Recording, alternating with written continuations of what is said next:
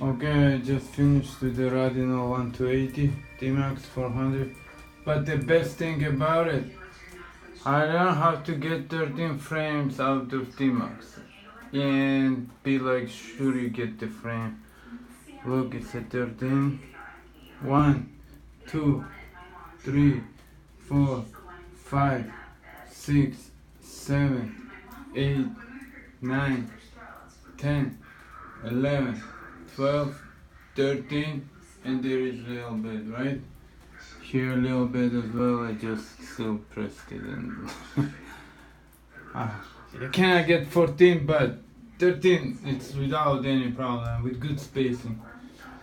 That's how you get your 13 frames, okay? Now we're gonna check how our exposures are.